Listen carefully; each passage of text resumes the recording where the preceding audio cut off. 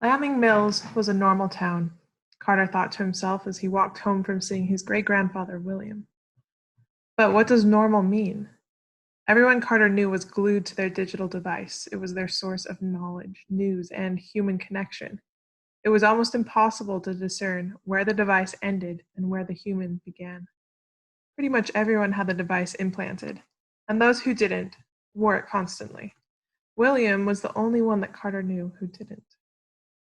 Maybe William was too old to figure it out, or maybe the government thought he was going to die soon, so they didn't press his case.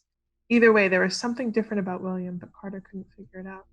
His mind was too full of knowing everything. Literally everything. He walked into his house after a long day, but there was no rest for his mind. As he sat, a million little things went through his head. He could calculate complex algorithms at the blink of an eye.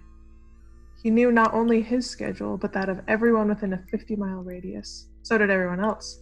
This was good and bad. The police knew, for example, when there was going to be a crime, but the criminals knew when the police were going to come. It was a constant back-and-forth chase. The entirety of written knowledge was stored in Carter's brain, just like everyone else's. He not only could access every piece of information that ever existed, but he did, constantly. In fact, everyone did, constantly. It was always there. Including knowing everything about people. Everyone knew everything about everyone.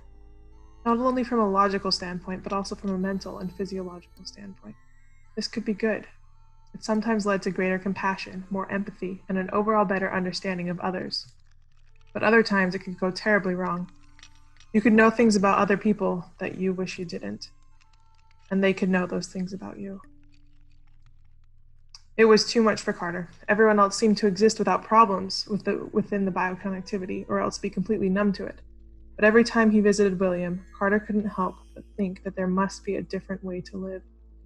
Like the stories that William told him, which didn't seem to exist in his supposedly complete set of human knowledge.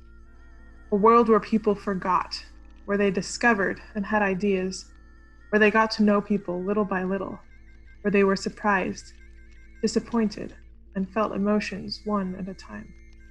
Exerting all his mental powers to clear his mind, Carter felt one idea barely emerge above the others. It was time. He would use the custom tools William gave him and go to the woods. Everyone knew that the woods were impossible to find and led to immediate death if you entered, but this isn't what William told him. And even though it was against everything he had been told, Carter knew it was his only chance to try independent thought. He knew he had to be quick. If everyone read his mind and realized that what he was doing, certainly someone would stop him. He would need supplies for a while.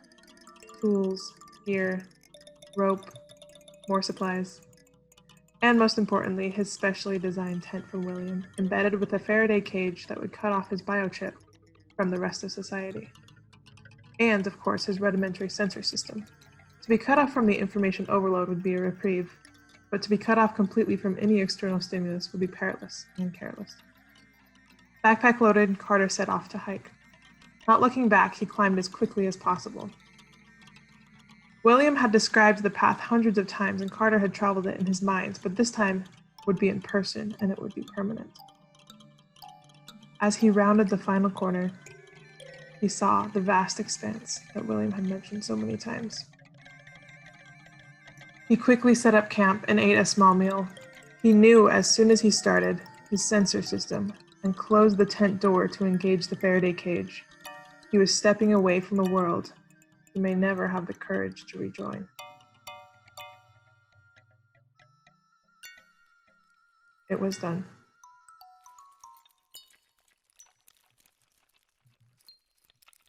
Part of Carter knew that he couldn't last here forever. He didn't know what the future would hold for him. Would he be missed? Would everyone be so caught up in the chaos that he would go unnoticed like a dim streetlight on an abandoned road, quietly burning out? Now, no one would be able to connect to his mind to know why he left or even where he went.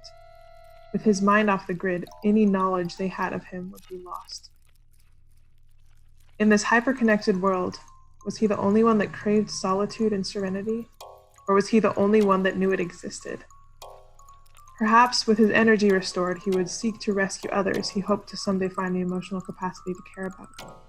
But would they see it as a rescue or a robbery from the world they know? These questions swirled in his mind as he gazed up at the night sky through the translucent parts of the tent. Above, his sensors reassured him that there were no immediate dangers to him. He felt a bit of fear and a bit of peace, but only those two. Somehow, by only feeling those two emotions, they felt richer, stronger. Questions filled his brain, finally able to roam free through the newly vacated real estate of his mind. He would have plenty of time to explore, philosophize, and ideate tomorrow. But for tonight, he closed his eyes and slept.